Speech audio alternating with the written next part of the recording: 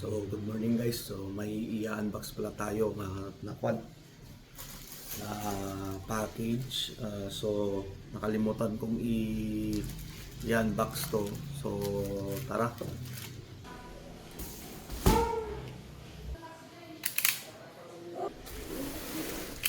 So, nakalimutan kong i-unbox to. So, last week pa na dumating to. So, ito ay cheap chrono. So, hindi ko sinasabi na palitan nyo yung totoong chrono.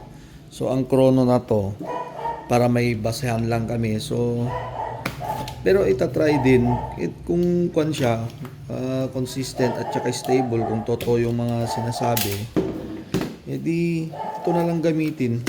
Kaysa bumili pa lang yung pinakamahal, yung mahal na chrono. Yung chrono na mahal ang pinakamura ay nasa 16,000 yata o 17,000.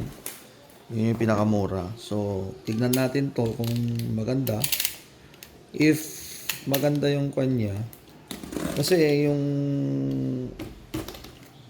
saan ko binili to sa Lazada, mga 5 star ang rating nila yung mga gumamit na nito. So, ito. Buksan natin. Yan. Yan na yun. Tapos, buksan natin to. So, pasensya yung mga aso na tumatahol. So, ito. So, manual niya.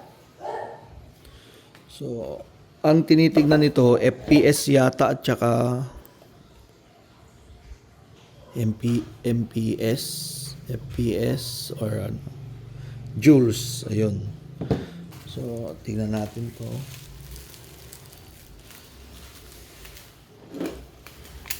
Masyadong na tong ko.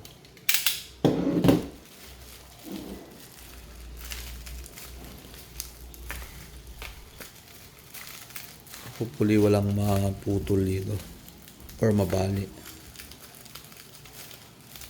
Ito yung pinaka-infrared niya yata to Yan.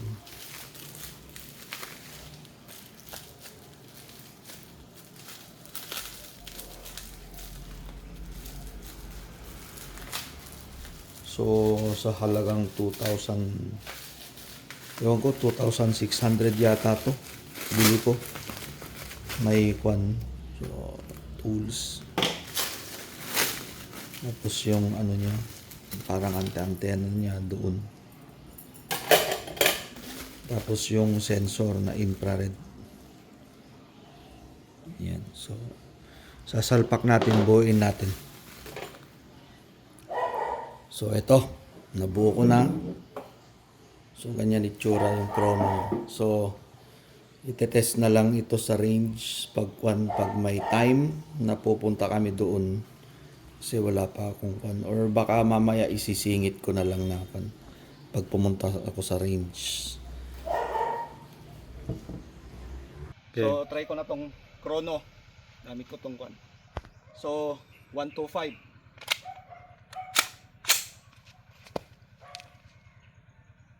Ready?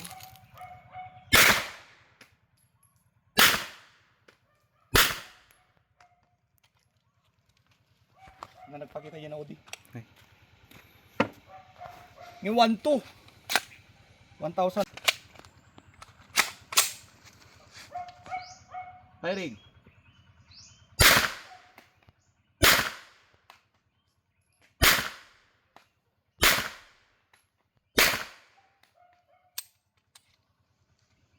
So, yun. So, ang masasabi ko dito sa chrono, so, tama yung reading niya. So, ito, kahit mura lang, mura bili ko nito nasa 2,600 yata. Sa gagastos ka ng 16,000 or yung pinakamura 9,000 yata So, tama yung reading niya. Ang mistake lang namin, pag lagpas 5 shots, magre-reset na to. So, ang ko, Kung nakita yung sa video, pag dalawang shots, okay pa. Pero pag yung third shot na, magbla-blank na siya, tapos panibagong kwan na naman reading or ano. So, ang ginawa ko no, tinignan ko yung chart ng kwan ng nireload ko. Yung kung ilan yung FPS niya, tsaka ako ginamit dito. So, nagtugma naman nung reading niya ng FPS. So, yun. Bitawan muna natin. So, yun.